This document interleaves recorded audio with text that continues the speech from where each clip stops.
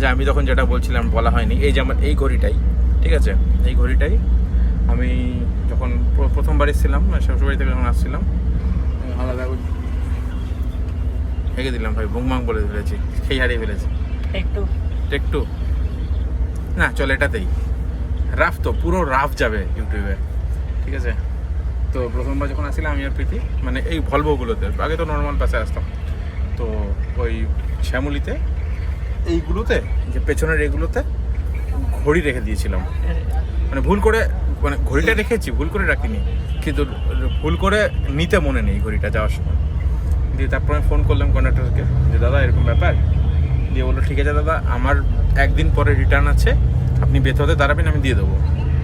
তো আমি ওনাকে ফোন করেছিলাম পরে, যেদিন আবার উনি আসবে কৃষ্ণনগরে, যখন উনি খেতে নামে তখন ফোন করলো আমাকে, আমি ঠিক আছে আমি চলে যাচ্ছি বেথুয়াতে। গেলাম, ওই 15-20 মিনিট দাঁড়িয়েছিলাম, সুন্দর বাসটা শুধু আমার ঘড়িটা দেওয়ার জন্য দাঁড়ালো, ঘড়িটা দিয়ে চলে গেল। না ভাই কী বলতে, দেখ এগুলো সার্ভিস ভালো দেয়, কাস্টমার সার্ভিস ভালো দেয় ওরা, ঠিক আছে। মানুষের ট্রাস্টের ব্যাপার আছে না, এটা থোড়ি।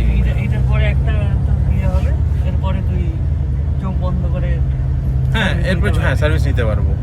ওই তো তারপর থেকে এখন গরমকালে যখনই যাই শ্বশুরবাড়ি বা এইগুলোতেই যাবো আমি, আমার টাকা বেশি লাগবে। ওই কী বল, দেখ বছরে হয়তো 2-3 বার যাবো, ওই টাকাটা আগে থেকে আমি জমাই, ঠিক আছে, টাকাটা জমিয়ে রাখি পিতির কাছে, তোমার টাকাটা থাক 10 মাস। হ্যাঁ যখন যাবো তখন এভাবেই যাবো। তাহলে এটাই বলার ছিল, টাটা, আবার পরে কথা হবে। কালকে কিশোরগঞ্জ নেবে আবার একটু ছ্যাবলামি করবো, তখন ভিডিও করা হবে, পুরো যাবে अभी के लिए टाटा। गालागालीটা দেওয়া যাবে না ভিডিওতে, মনে করে।